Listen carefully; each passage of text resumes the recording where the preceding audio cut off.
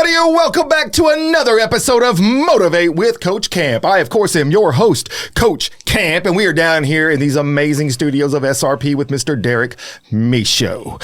All right, let me introduce you guys to what this story is going to be all about. I think this is one of those moments in life where worst case scenario can happen, but sometimes there's that beautiful silver lining on the outside that we hope for, especially as firefighter, paramedics, first responders. And this story, whenever it happened, first of all, my heart was broke, and then it was full of joy. You're going to understand what all of that means very shortly. Each and every summer, as a firefighter paramedic, we respond to all kinds of tragedies. And in the summertime, of course, there's a lot of swimming incidents. That's what this story is going to be centered around, is the dangers that lurk behind us. And it can happen in an instant, just so fast. And you never even thought it could happen to you. And then all of a sudden it did.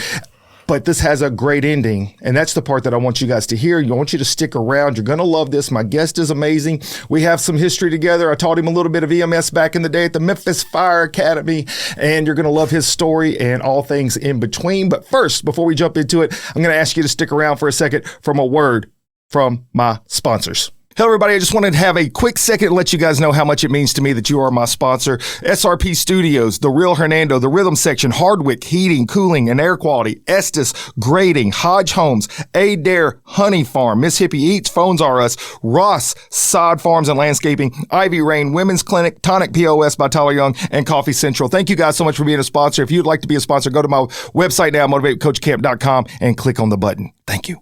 Okay, guys, welcome back, and here we are in studio today with Mr. Arnell Morris. Welcome, sir. Coach, glad to be here. Thank you so much for showing up. Arnell, Yes, look, I've known you for a little while now. When did you go through the Fire Academy? So it had to be around 2013. June 17, 2013 was our hire date, and in the door we came, out the door we went, I think. And then straight to the streets.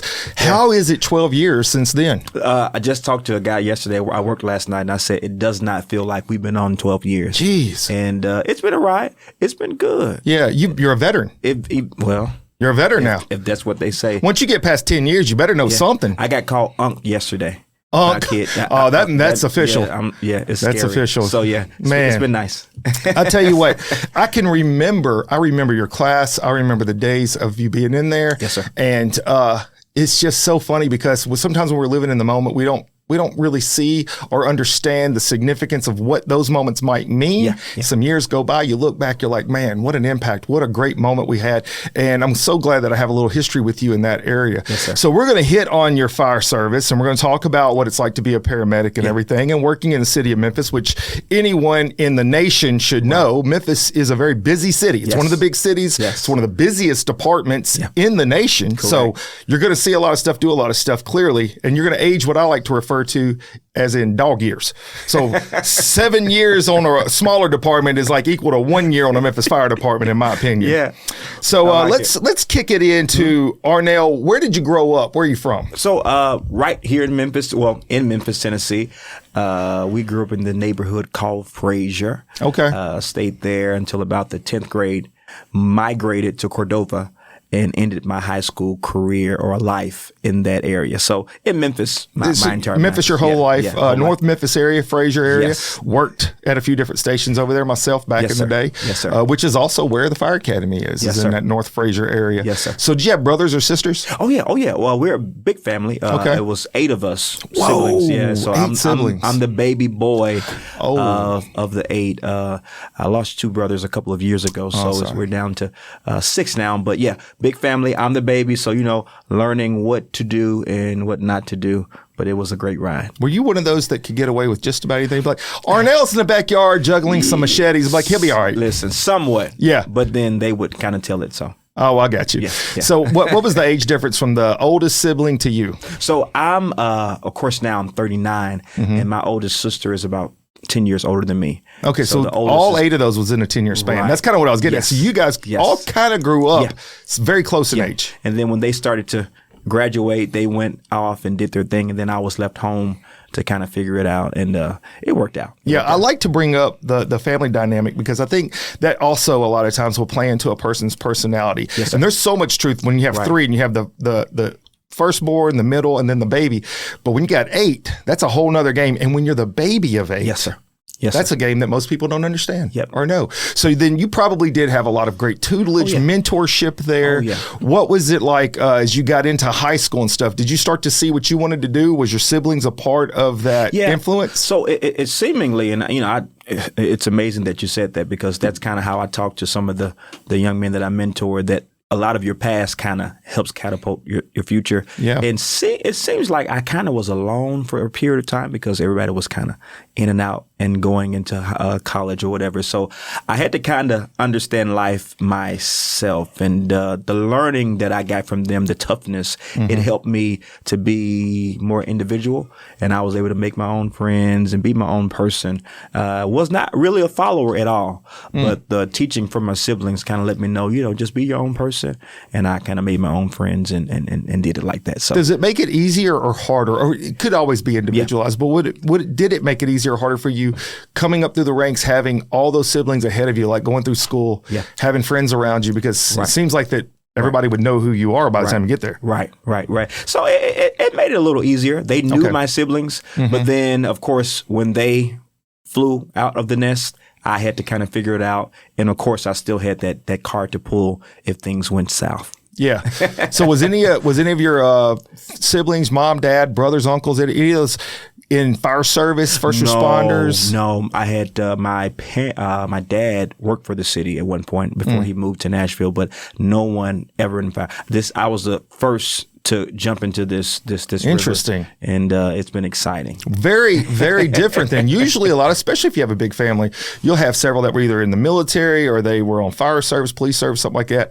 So then you were the lone wolf going in. What did your parents think about this? Well, they were excited. To them, it was a commendable career to start, and they still feel that way. But and I've tried to lure some other siblings into it and say, hey, this is a pretty good lifestyle. Yeah, seemingly I'm still here. You're still doing it, and I don't see it changing anytime soon. Sir. Yes, now, sir. look, I know life can change on a dime. Obviously, for me, I thought I was going to be division chief camp one day. Right. Turns out I had a different path. God had a different plan. I was going to be coach camp and be doing public speaking and all the other sorts. So you just go the path. I want to go towards faith at this point. Did you grow up in a faithful family? Oh yeah. Grew up in the church. Okay. My dad was in ministry. Mom served in the church. So I was always the church kid. I would know what it's like to be in 3 or 4 services, maybe on a Sunday. I know what it's like to be at rehearsals during the week. So I was grown up and thrown into that from my early years. And so now, of course, we'll talk about that. I'm pastoring and excited. Yes, that's where we're going to go next. So tell us about that. What was the path there? How did you get into that? Where are you? Coach, and I appreciate that. And thank you for this time to get this history. I started, when the Lord saved me, at 19. How old were you? 19. 19. So, before that, I was trying to figure it out. I was kind of I told my church I was a drug baby. And I said, no narcotics. No, I was drugged to church. I was drugged to a different Bible type study. of drug. Yes. Got you. So Spelled the same, different meaning. Got you. So I was drugged there. But at 19, I had this encounter with God, seriously. And he changed my life. I began to shed off the old, walk into the new. And since that time, I just began to work in ministry, work for God, started out being a youth pastor, and did that for several years. And about 3 years ago, an opportunity came up for me to lead a parish in the city. My wife and I said yes. And 3 years later, we're here trying to make some things happen. I think that's a fascinating fact. You said your wife and you. So at this point, you had gotten married, obviously. Oh, yeah. And once that happens, yes, sir. It ain't a your decision, it's our decision for everything you do in life. So she signed on to this. What was so since you brought your wife up, what was her background and how did you guys meet? So she was in our denomination. We have jurisdictions, little jurisdictions. And so she was always at these meetings. We would have monthly singing in the choir. I thought she was beautiful to look at. She had a phenomenal voice, but I just thought she had 6 kids and 2 baby daddies. But I did not know. You didn't know her. She was at home with her mom and getting her undergrad. I just happened to reach out, have a conversation. 13 years later, Coach Camp, we're here, 4 children, and glad about everything that God has done. So I think this is probably going to resonate with most of my listeners and viewers is we end up becoming friends across the board and you have relationships with folks that you end up seeing play out on social media because you don't always see them. Yes, sir. I mean, there was a period of time we were together at the fire academy, and then I got shifted off, and then you got sent somewhere, and then I got injured, and then there's the whole backstory. Yes, sir. But we've always stayed in contact through social media. And this is the fun part is I've watched you multiply on Facebook. It's I'll see Arnell, and then there's a baby, and then I'm like, oh, his family's growing, they're so pretty. And then all of a sudden there's a beautiful baby, and then another beautiful baby. I'm like, Arnell is repopulating the earth. Yes, sir. So how many kids do you have? So we have 4. We have 4 kids. But we lost one. So we were, because, you were one of my instructors in paramedic school, we were a G5P4. Okay. So we lost one, but we have 4 healthy children, and God has blessed us. So And it's a busy house. It's a busy house. A full house. Beautiful family. And one of the things that I think reconnected us, reconnected us, but it's what really made me follow you on a more regular basis was I saw that you were positive minded. And whenever I went down the path of Coach Camp, which I've only been doing this for about 3.5 years. Yes, sir. And the podcasting is only 3 years old. So it's not even that old as the scope of things go. Yes, sir.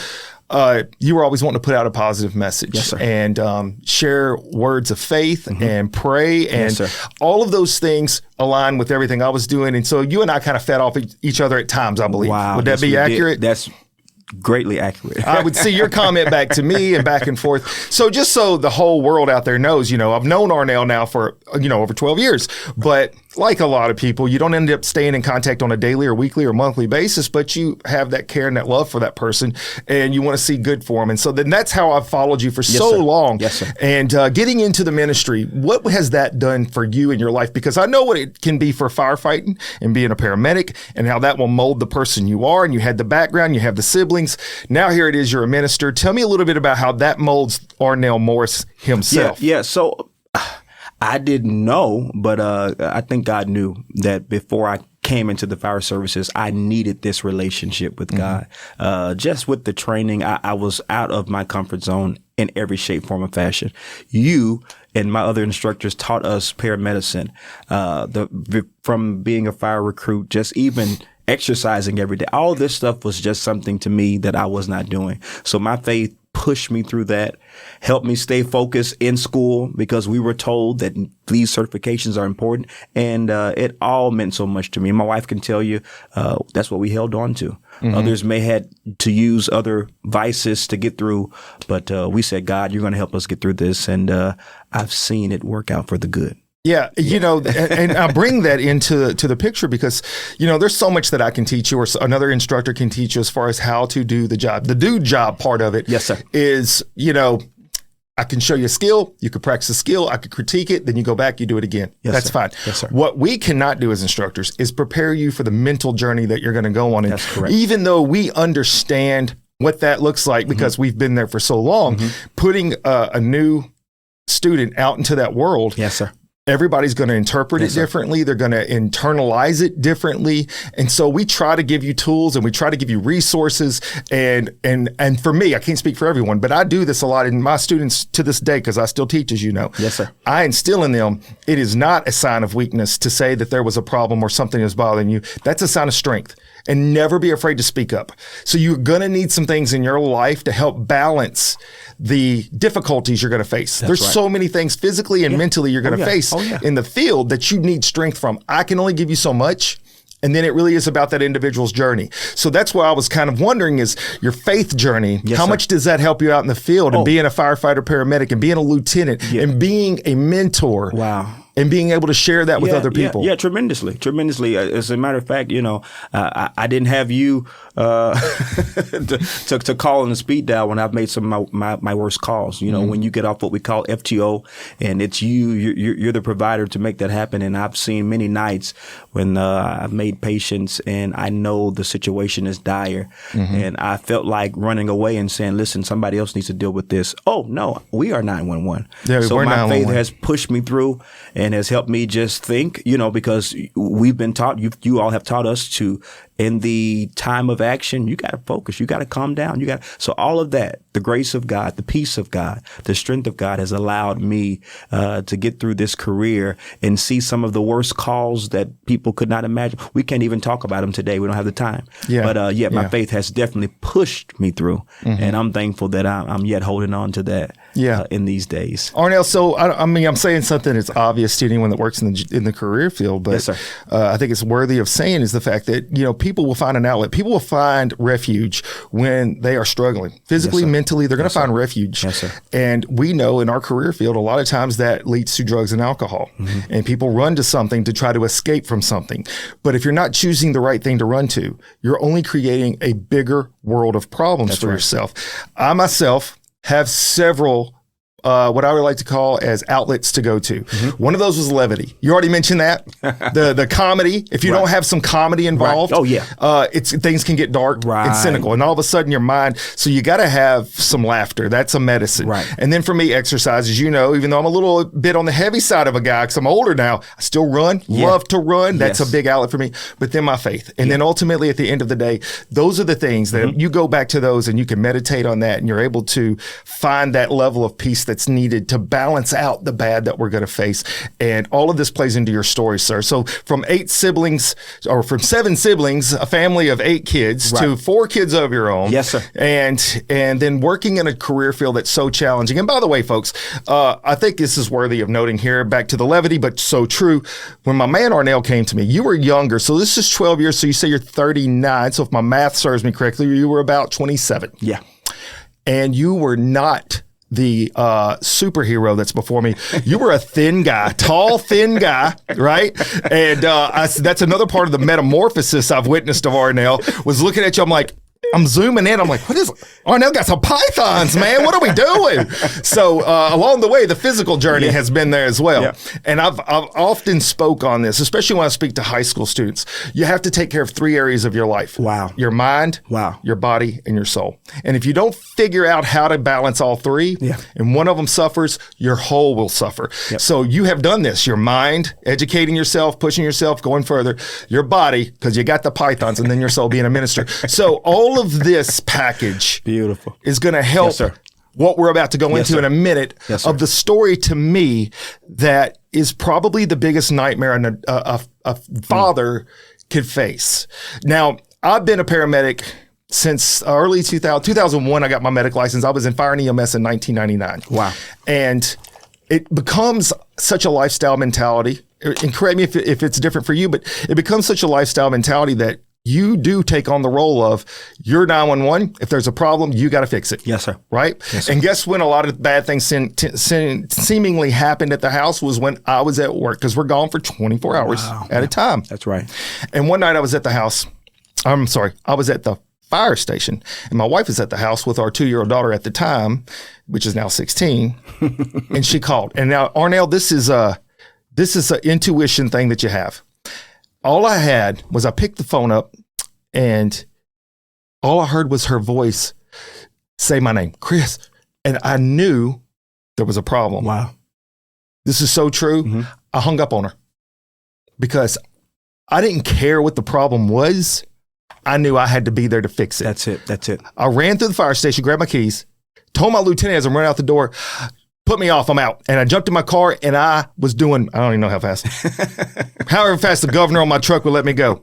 I got from Fraser, because I was working in Fraser at the time, to Hernando, Mississippi in 18 minutes. Wow. Oh, wow. I was rolling, dog. I was rolling. Yes, sir. You were there. I come in the house and there's paramedics there. And I didn't care who was coming. I knew I was coming. I knew I'm going to fix whatever it is. I didn't care. I just needed to be there. Yes, sir. I walked in. I didn't know any of this. She had tripped over our dog while holding our daughter. She had done some kind of a move roll where she protected our daughter, but she fell and hit her head and split her head open on the side of the wall. It was gashed open. I didn't know what the problem was, but my point is, it was me. Yeah. I had to be the one to fix it. Yes, sir. And there is that moment in our life where suddenly we realize it's out of our hands. Some things are out of our hands. And it's a feeling of you can be lost, you can feel helpless because you feel like you have to figure it out, you have to fix it. And when you can't, wow, that's why faith is so important. Yes, sir. And so that's why I built this story behind you and where we are and what we're about to talk about, because without that, I can't imagine how you could have felt inside. I can't imagine what your mind would have went to if you didn't have that, because there's a moment, Arnell, you no longer can be the first responder. There's a moment you no longer can fix the problem, and you have to rely on something. So, sir, look, we're going to slide into the story now. The thing that, and we're going to talk about this a little bit at length before we bring in our special guest. We have a special guest here today. Yes, sir. We have a very special guest here. I'm excited about that guy. I'm super pumped on that myself. I'm excited about that guy. So your son this past summer had an incident at a swimming pool. Oh, my. Do you want to tell a little bit about that and talk about how the story came together? Yeah. If I can try to paint the picture, as you said, Coach Cam, at work, I was taking a very good nap. We had done everything that needed to be done for the morning. This was early afternoon, and I get a call from one of the dads at a party that my son went to, a pool party, and says, "Arnell, get here now." What month was this, if you don't mind me saying? This had to be, was it May or June? June. June of this year. June. Yes, and we're sir. in 2025. Yes, sir. And this will be coming out in probably early October. So just to put this in a time frame, this was just a few months ago.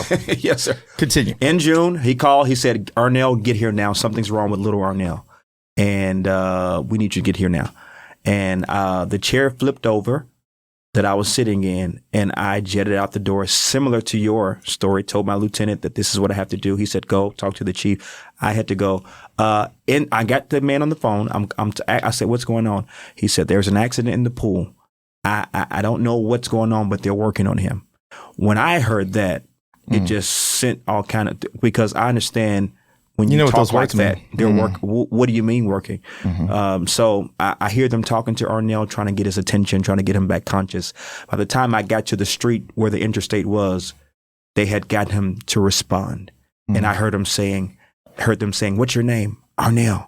"Who's your mom?" "Manette." I mean, he began to respond. You could hear him talking. So that let me know that something miraculous had happened. Apparently, he was involved in a near fatal drowning. And he'll tell you he was swimming, trying to keep up with the big boys and swim in the pool. This pool was shallow on both ends, deep in the middle. And so he's having a good time, but he knew he was getting fatigue. We've been around pools. He's had our lessons, but had not at that time had official lessons. And he went down. His friends were not in the pool with him at that time because they had jumped out to go play. A mother saw and said, "Hey, where is Arnell?" She looks in the pool. He's at the bottom of the pool. One saw him. Another mother dove in to get him out. And a third mother that was there with their kids did CPR on him. Oh, wow. And so by the time the CPR was going on and they did a round or so, this is when I got the call. By that time, they had resuscitated him. Did you know where your wife was at that time? She was at home. She was at home. She had dropped them off. That's really not our norm to drop our kids off, but this is one of those days we've been going to so many parties all year. Several kids. And that's what happened. Yeah, she was at home, and by the time I called her, they had already got him back conscious. So it was a better call for her to me, from me to her, than what I got. But she still, of course, was. So they take him to Le Bonheur. Took him to Le Bonheur. And lights and sirens. You meet him there. Meet him there. As a matter of fact, when they were pulling into Le Bonheur, I was at the red light. Okay. So I don't know if I drove 18 minutes. Things happen, man. You flash over. You don't even know what's going on. Yeah. You just make it happen. Got there. I saw him. And Coach Camp, when he got pulled out of the ambulance, I saw that he had been in the fight of his life. He was visibly tired, fatigued. And I just broke. I said, "My son," and they got him in. Thankfully, all tests were normal. Stayed a night there. The only issue he had was he was eating all of the food at Le Bonheur. Oh, dang. And they said it's going to be on your bill. He can he can go home the next day. No issues. I mean, every test that you could imagine, because they're going to do a very thorough job there. And God worked a miracle. And if that makes sense, I mean, in a nutshell, 100%. That's what happened. Yeah. So did your wife meet you at the hospital? Oh, yes. Oh, yeah. She came very, very quickly. She was there, and she was a bit hysterical, and she's super mom. I mean, I know who she is. She's raised all of us, to be honest with you. But yeah, that touched her. But she was more thankful that God saw fit, and like you were saying, when we could not be there, we knew who was there, guiding everyone at that pool party to make sure Arnell. And I was told that his friends, while he was going through the episode, they had gotten in a circle and began to pray. Oh, wow. And they knew what to do. They're taught to pray. They're taught to keep God first. And so all of that came into play. And God showed us that I'll bring you through this. Yeah. So when you face something so death-defyingly tragic to a person's family, there's no way to wrap your head around how you're going to act. You know, as a paramedic, how you react on other people's calls. When it's your kid and it's your family, suddenly the game changes, and your heart sinks, and you feel like, man, I wish there was something else I could do. And you realize that it's out of your hands. And that's why the faith was so important. That's why I wanted to build that into the story. And so then when you get to the hospital and you see that he's responding fine, then obviously, as you said, he continues to progress, and then he ends up going home. Right. What is the feeling at the house? Because part of this is also recognizing that here we are. We're educated folks to the world. We understand what trauma looks like, and we try to prepare for that, and we try to prepare our families for that. I'm not deviating too much. I got the ADD sometimes, but I'm not deviating. I'm not different than probably 99.9% of the other first responders. When I go in a restaurant, I sit facing the door. I'm always thinking about, if something happens, what's my quickest, best way to react to that? And for you guys, not ever thinking for a second that this could be a problem. Obviously, it can happen to anybody in a moment's notice. Everything's fine. Pool party's fine. Everybody's having fun. All of a sudden, somebody's underwater, and you realize, man, what else could I have done? And then there could also be guilt that's involved. Yes, sir. I've had that. Yes, sir. I've had those moments. That's like, I try to be so prepared for stuff. Sometimes I allow something to take place that I'm like, I should have seen that. So when y'all go home, what's that mood? What's that conversation? Well, the mood is you're sleeping with us for the next few days. Just holding because tight. And I think you did that, correct, son? And the mood is also because I'm like, what we should have done, we will do now. I want to make sure he is astute in the life of swimming. We're going to get him lessons, professional lessons, and he was willing to go. And so the mood was, we're going to watch you closely, but also let's get back out there and let's go and defeat this thing.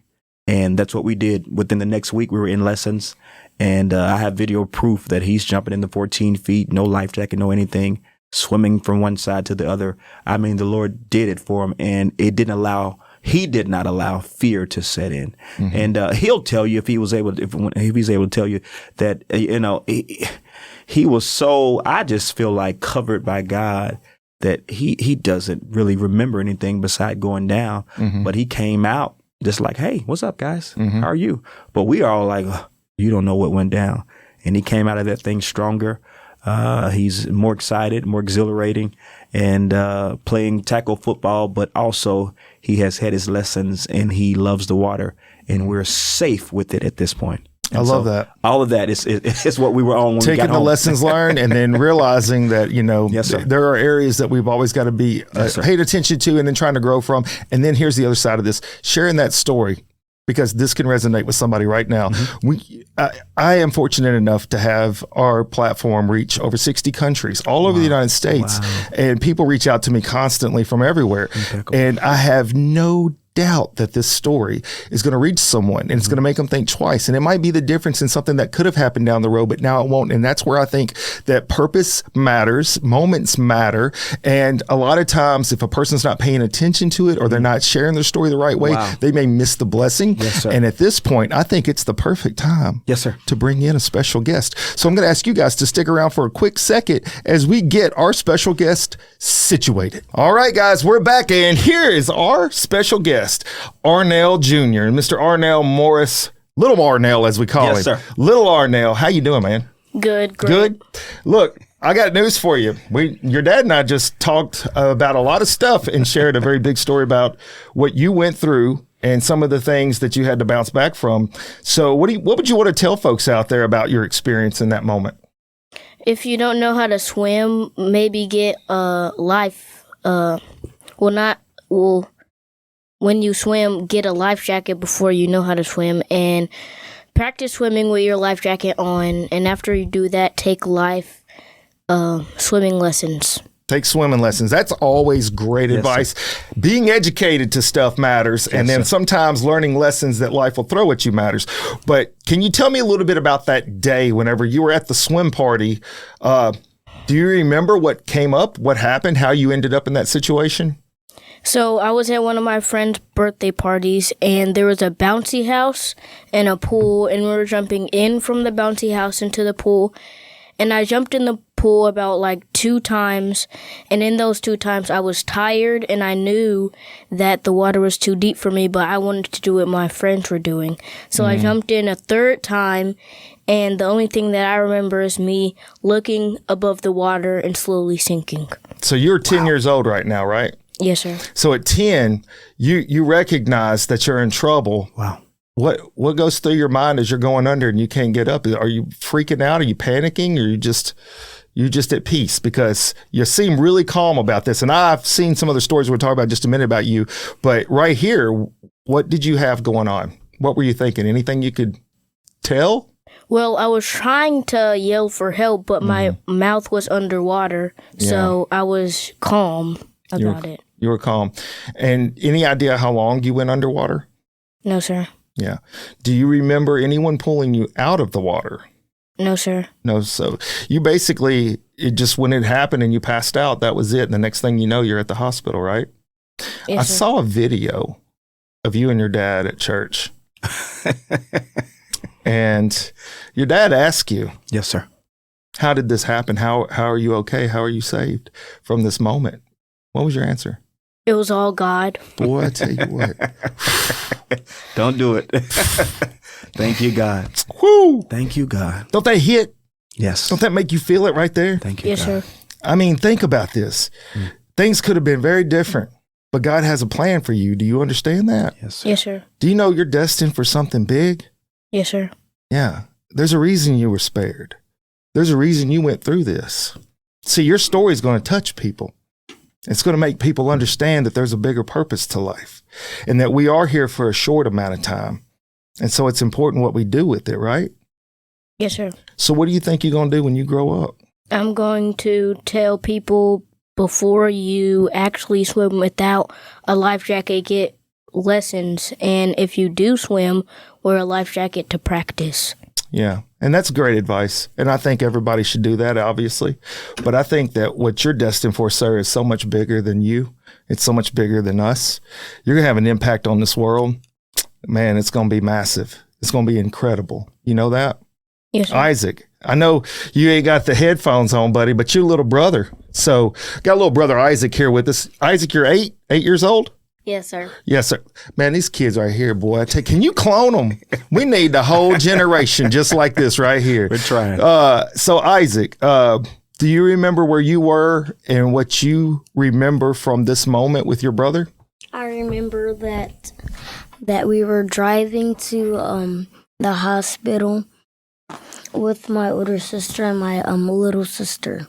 Mm-hmm. And were you scared at the time? So were you guys praying in the car? Your hearts went to him? Yeah. I got news for you. Little brothers and big brothers, sometimes, they fight, they argue, but deep down, man, such a bond and such a love. So what a blessing. You guys a little closer now? Do y'all hang out more? Yes, sir. Yeah. So I'm catching the vibe here, little Arnell. So I had to move this mic back and forth so everybody can hear us. I'm catching the vibe, my man, that you've got plans. You're playing football, right? Yes, sir. You played football. What else are you doing? Because you had no problems, no deficits, nothing that has caused an issue. Right. You're back to 100% healthy. That's right. So what else you got going on? You playing football? What else? I'm playing tackle football, and I'm planning to play a couple of other sports. Going to do some other sports. So, Dad, let's bring you back in here, Yes, man. sir. I mean, your kids you hear it from their mouths, right? They're calm, they're peace, and in the end, they understand that they're here for a reason. How do you see this, man? How do you see this playing out for the future? Because I think this is a big moment in life. Yeah, I just know, like I said, there's purpose that I could not imagine. We're in the book every Sunday. We're in the book through the week. They learn Bible verses all the time. But we definitely can resonate with that scripture that God knows the plans that he has for us, and they are plans of good and not of evil, and to give us an expected end. And I've seen what God can do. And I know for a fact these young men will be used to see souls saved all over this world. And I told them our prayer for them is that wherever you go, make an impact. Yeah. I said, don't be a liability. Try to be an asset. Let people know when you leave a room or when you come in a room that, you know, that's a good person. That person came to make something happen. So they've already shown me that they love God. They're a little poised now, but usually they can get pretty excited. They have great personalities. They've shown us that they have taken this challenge and have taken the lemons and they've made lemonade. And so I see greater things happening for these young men, and I'm just glad to be stewarding them. Absolutely. I really am. What about your friends? What did they say? They come up and visit you after you got back home? Well, at the hospital, they visit me. They came up inside the hospital? Yes, sir. Everybody pretty excited, weren't they? Yes, sir. That's fun. That's good. That's the good time. Whenever all of a sudden you see all the love and emotion come in, and man, it just makes you feel like, wow, it mattered. Everything mattered here. I've got news for you, fellas. Y'all are a blessing to me. Arnell, you've been a blessing to me. I would be remiss if I didn't mention this part. The one of the gentlemen that responded to your son also happened to have been one of my paramedic students at the time. He was in my class. His name's Jake. I don't know if he wants his full name out there, but I definitely want to send a shout out to Jake. And this touched him. And how I ended up realizing that it was you guys involved before I saw the Facebook stuff was he came into class and he was talking about how this call had impacted him. Wow. And he was a part of that resuscitative effort once he got there and getting you guys to the hospital. And he was just blown away at the response that your son had by the time he was at the hospital from what he was when they first got there. And as he told the story, suddenly I come across the story that you had put up there, and I'm put two and two together. I'm not a detective, but it was pretty easy. And I'm like, oh, wow. That was one of my former students, yes, sir. Former workmates. Yes, sir. And now here's one of my students. And I got to be honest with you, anyway, I've been connected to such a blessing and realizing that what we do matters. And if there's anything that an instructor needs out there that does this stuff, let this be your lesson.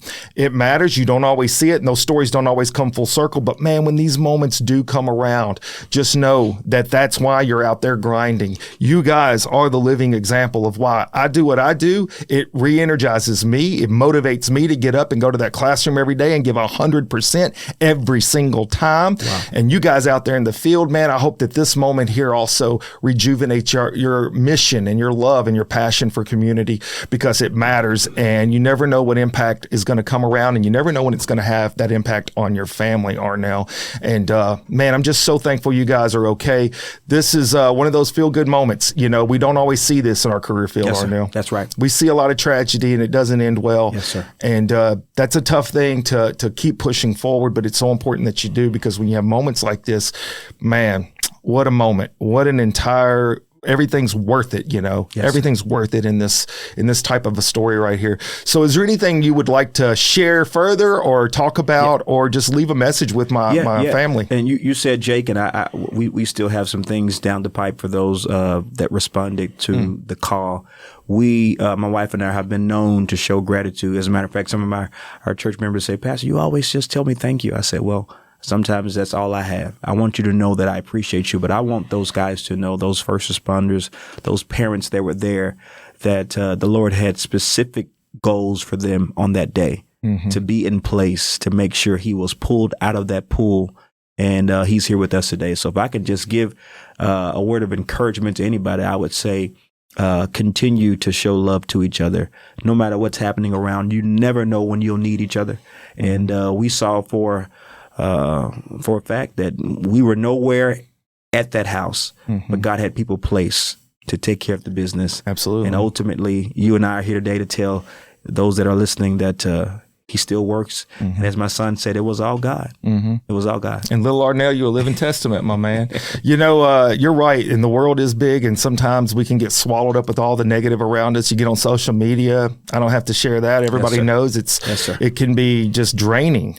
And this is what's mattered. This is what matters. This is what's important. You got family, you got friends, and life is worth living, and you're going to have an impact. So guys, is there anything y'all want to say to our audience before we wrap up? Because I appreciate y'all's time. I know your dad has to go get some people married up so they can go start their life together. I mean, when you're a minister, you're a busy guy. He's got a lot of stuff happening out there. What would you want to share with the audience out there, Arnell? Anything last minute, pull for your team? What you got going on? Before you swim, get swimming lessons. And if you do swim, get a life jacket and practice swimming. Yes, sir. What about you, man? What you got? Anything, Isaac? You got something out there in the world? You want to say hi to somebody? Same thing Minnie Arnell said, but when you do have swimming lessons, just make sure you're secure and safe. I love it. Well, you guys have learned your lesson. There is nothing more I can add on that. Hey, y'all are going to be great young men out there. You know that? I'm looking forward to seeing what happens with you next. Yeah. I'll keep up with your dad, so I'll see you guys grow up. You won't even realize it. All of a sudden, you're going to be his age. Yes, sir. And you're looking back, and you're like, man, I remember, I think we did a podcast one day. That's it. Let's look it up. It's out there. It's in the internet world now. So you'll be around forever. Yep. Arnell, thank you so much, thank you, man. Coach. I love you, brother. I wish nothing but the best. I know that you're going to be doing big things out there in the Memphis area and Frazier and all around, and especially with your ministry. Wish you the best. And tell all your church members Coach Camp said hello. I sure will. I appreciate you. Thank you so much. Yes, sir. I want to say thank you to you guys. Thanks for tuning in. Thanks for sending the great comments. Look, this is one of those heartfelt, just incredible stories. And I love the fact that I have an opportunity to share that with you on this platform. It's amazing. I'm the one that gets the blessing each and every week. I am the one that's being blessed. I realize that. I'm so thankful for this opportunity. And I'm so thankful for you guys out there. I'm going to ask you to please continue to tune in. Go to my website, motivatewithcoachcamp.com. Subscribe to my YouTube. And until next time, Coach Camp out. I love the chase and the hunt, and I set the pace when I'm running. I always take what I want, and I always give it 100. Don't need a bank, no, I'm funded. Play the game like it's nothing. I'm always thankful for something. Don't take for granted, stay humble. Now wake up! It's time to look at the enemy. Look in the mirror if he is no friend to me. It's not working out, man.